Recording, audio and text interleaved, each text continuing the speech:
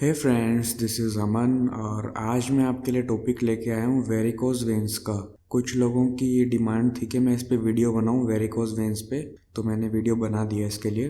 तो varicose veins की अगर बात करें तो वेरिकोज वेन्स होती हैं ब्लू कलर की जो नसें हो जाती है पैरों में। वैसे तो बॉडी के किसी भी पार्ट में ये हो सकती है, लेकिन जनरली ये पैरों में ही होती है। नसें फूल जाती हैं और उनका ब्लू ब्लू कलर सा बाहर से दिखाई देने लगता है।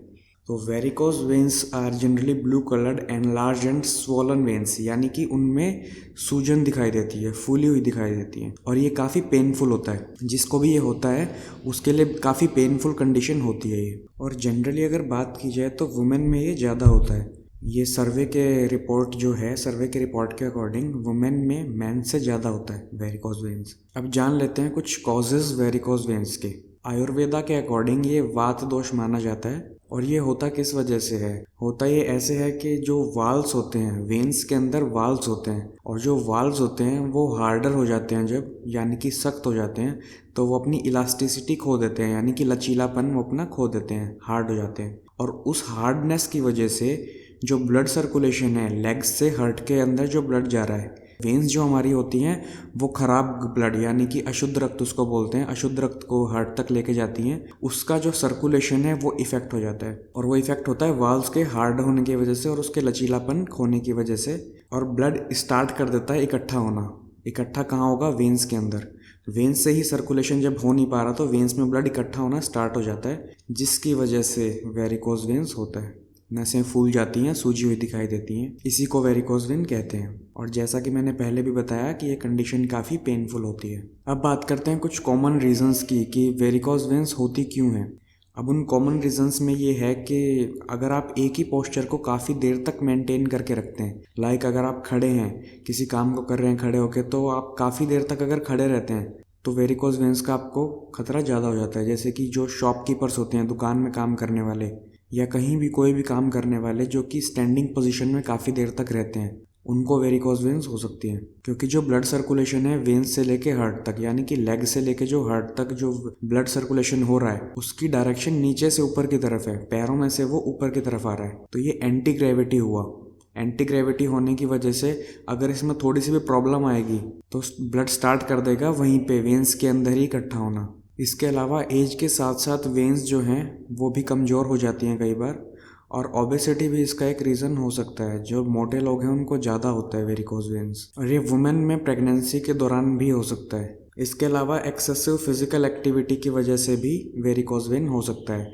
जैसे काफ़ी ज़्यादा आप फिजिकल एक्टिविटी कर लें जिससे आपकी लेग्स प्रभावित हो रही हैं, लेग्स में अफेक्ट हो रहा है उसकी वजह से, तो उस वजह से भी आपको वेरिकोज वेन्स हो सकता है। अब बात करते हैं इसको ठीक कैसे करना है। मैं इसमें आपको कुछ मेडिसिन्स भी बताऊंगा, पतंजलि की कुछ दवाइयां हैं क्योर करने के लिए, लेकिन इसका जो मेन बेनिफिट है वो बिना दवाई के भी आप इसको ठीक कर सकते हैं। वैसे इसका क्योर ज़्यादा अच्छी तरह से किया जा सकता है। दवाइयाँ हेल्पफुल है, लेकिन सिर्फ दवाइयों के भरोसे ना रहें, क्योंकि सिर्फ दवाइयों से इसको ठीक करना बहुत मुश्किल है। तो आपको सबसे पहले जो करना है वो है कपालभाति और अनुलोम विलोम प्राणायाम। ये आपके लिए मस्ट है। 80% आपकी बीमारी इसी से ठीक होने वाली है। वैसे तो आप सब प्राणायाम करें तो अच्छा है, 7 से 8 प्राणायाम पूरे के पूरे आप करें तो अच्छा है, लेकिन कपालभाति और अनुलोम विलोम तो आपको करना ही करना है। 20 से 25 मिनट सुबह और 20 से 25 मिनट ही शाम को आप कीजिए। इससे आपका ब्लड सर्कुलेशन काफ़ी इम्प्रूव होगा। कोलेस्ट्रॉल लेवल भी इससे डाउन आता है, ब्लड सर्कुलेशन भी बहुत इम्प्रूव होता है। आपकी वेन्स खुलेंगी प्राणायाम करने से, तो प्राणायाम आपके लिए मस्ट है। इसके बाद और आपको क्या क्या करना है वो मैं बता देता हूँ। जो व्हीट ग्रास जूस होता है, फ्रेश व्हीट ग्रास जूस, यानी कि गेहूं के ज्वारे का जो रस होता है, उसको आपको एम्प्टी स्टमक डेली पीना है। आधा से 1 गिलास आप पी सकते हैं। गेहूं के ज्वारे ताज़ा आप अपने घर में उगा लीजिए। उसको उगाने का मेथड भी आप गूगल पे देख सकते हैं, इजीली अवेलेबल है हर जगह। और अगर आपको ताज़ा आप नहीं ले सकते, किसी तरह से आपके पास टाइम नहीं है या आपके पास अवेलेबल नहीं है, जो भी है, तो आप मार्केट से व्हीट ग्रास का पाउडर भी ले सकते हैं। लेकिन जो फ्रेश जूस होता है वो बेस्ट रिजल्ट देता है। इसके अलावा आपको जिंजर यानी कि अदरक, गार्लिक यानी कि लहसुन, अदरक लहसुन टर्मरिक हल्दी, अदरक लहसुन और हल्दी, इन 3 चीज़ों का आपको डेली लाइफ में यूज़ करना ही करना है। जो भी आपकी डेली डाइट है आप उसमें 3 चीज़ें ज़रूर ऐड कीजिए। जैसे सब्जी में आप लहसुन डाल सकते हैं, अदरक डाल सकते हैं, और हल्दी तो खैर डालती हैं। इसके अलावा जब आप दूध पिएं तो अदरक का दूध भी पी सकते हैं या फिर हल्दी का दूध भी पी सकते हैं। बस आपको किसी भी तरह अदरक, हल्दी और लहसुन इन तीनों चीज़ों को अपनी डाइट में शामिल करना है। इसके अलावा आपको टाइट कपड़े तो बिल्कुल नहीं पहनने हैं। टाइट कपड़े पहनने से ब्लड सर्कुलेशन पे बहुत असर पड़ता है, तो आपको कंफर्टेबल कपड़े ही पहनने हैं, टाइट कपड़े नहीं होने चाहिए। और आपको एक ही पोस्चर काफ़ी लंबे समय तक मेंटेन करके नहीं रखना है। काफ़ी देर तक बैठे ना रहें एक जगह और काफ़ी देर तक खड़े भी ना रहें। अपने पोस्चर को चेंज करते रहें time to time. Cardio exercise बहुत अच्छी रहती है वेरिकोज वेन्स के पेशेंट के लिए। रेगुलर बेसिस पे कार्डियो एक्सरसाइज ज़रूर करें, ये आपके ब्लड सर्कुलेशन को इंक्रीज़ करेगी। और अगर आप ओवरवेट हैं तो अपना बॉडी फैट जो है, बॉडी वेट है, वो रिड्यूस कीजिए।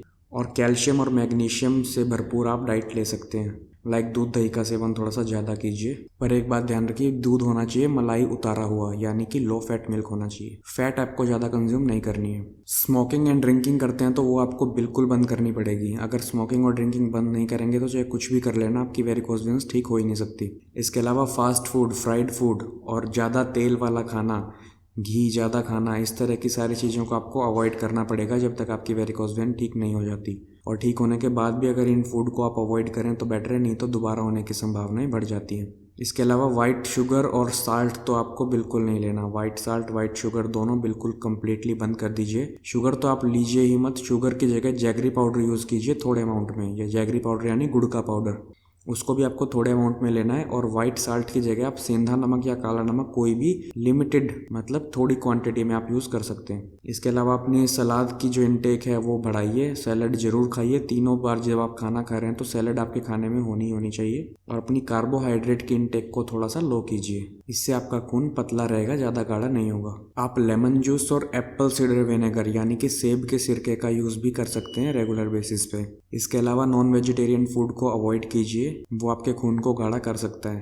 पूरे दिन में अच्छी तरह से पानी पीजिए। प्लेंटी ऑफ वाटर आपके लिए बहुत ज़रूरी है। और उसके बाद एक मेन बात और है, वो है आप सपोर्ट स्टॉकिंग्स पहनिए। सपोर्ट स्टॉकिंग्स होती हैं, एक तरह से आप उसको जुराब कह सकते हैं, जुराबें टाइप की होती है वो आपके पंजे से लेकर और ऊपर तक, घुटने के ऊपर तक वो आ जाती हैं। उनको सपोर्ट स्टॉकिंग्स बोला जाता है। वो किसी भी आपको मेन मेडिकल स्टोर से मिल जाएगी। अब बात करते हैं मेडिसिन की। आपको मेडिसिन या सप्लीमेंट कौन कौन से लेने हैं, तो मैं आपको दिव्य फार्मेसी यानी पतंजलि की कुछ मेडिसिन बता रहा हूँ, वो आपके लिए बेनिफिशियल रहेंगी वेरिकोज वेन्स में। तो आपको एक एक टैबलेट 3 मेडिसिन में से लेनी है, यानी कि दिव्य चंद्र प्रभावटी आपको लेनी है, पुनर्नवादी मंडूर आपको लेनी है और कांचनार गूगल, ये 3 मेडिसिन आप ले लीजिए। और इन तीनों में से एक एक गोली निकाल के दिन में 3 बार आपको लेनी है। सुबह, दोपहर, शाम 3 बार आप ये मेडिसिन ले सकते हैं, या तो लो फैट मिल्क से यानी कि मलाई उतरे हुए दूध से, या फिर आप पानी से इसको ले सकते हैं। और ये दवाइयाँ पतंजलि स्टोर्स पे अवेलेबल हैं। तो आपको इसमें टाइम लग सकता है। ये सब कुछ अगर आप फॉलो करेंगे जो मैंने इस वीडियो में बताया है,